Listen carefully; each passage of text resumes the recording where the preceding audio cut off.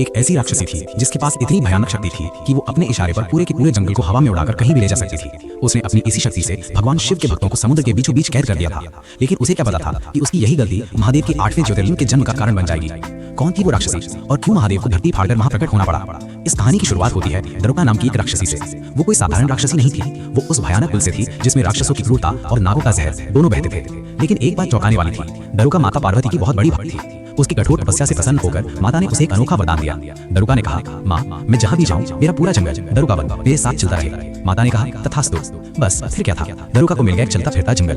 दरुका और उसके पति दरुक ने अपनी शक्ति का दुरुपयोग शुरू कर दिया। देवताओं ने जब उन पर आक्रमण किया तो दरुका ने अपनी जान बचाने के लिए पूरा जंगल उखाड़कर समुद्र के बीचों बीच ले जाकर बसाया। अब वो जंगल पानी से घिरा एक ऐसा टापू बन चुका था जहाँ कोई पहुंच ही नहीं सकता था। वहां से गुजरने वाले जहाजों को लूटा जाता, लोगों को कैद किया जाता। उसी दौरान शिवजी के परम भक्त सुप्रिया और उनके साथियों को भी पकड़ लिया गया। राक्षसों ने आदेश दिया, शिव की पूजा बंद करो, लेकिन सच्चा भक्त कभी डरता नहीं। सुप्रिया ने उसी मिट्टी से एक शिवलिंग बनाया और ओम नमः शिवाय का जाप शुरू कर दिया। जैसे जैसे मंत्रों की ध्वनि गूंजती गई, वैसे वैसे राक्षसों का क्रोध बढ़ता गया। राक्षस राजा ने तलवार उठाई और सुप्रिया की गर्दन काटने के लिए आगे बढ़ा। तभी एक भयानक गर्जना हुई, धरती कांप उठी, जमीन फट गई और वहां से प्रकट हुए स्वयं महाकाल। उनका रौद्र रूप इतना भयंकर था कि राक्षसों के हाथों से हथियार छूट गए। महादेव ने पल भर में सभी को परास्त कर दिया।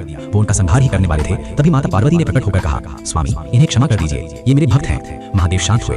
अपने भक्त सुप्रिया की रक्षा के लिए उन्होंने वहीं सदा के लिए निवास करने का संकल्प लिया।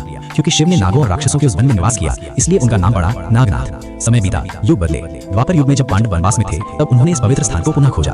धर्मराज युधिष्ठिर ने यहाँ महादेव की पूजा की और एक भव्य 7 मंजिला मंदिर का निर्माण करवाया। आज वही स्थान महाराष्ट्र के हिंगोली जिले में स्थित है, औंढा नागनाथ ज्योतिर्लिंग के रूप में, जहाँ आज भी भक्त ओम नमः शिवाय का जाप करते हैं और महादेव अपने भक्तों की रक्षा करते हैं। तो बोलिए, हर हर महादेव।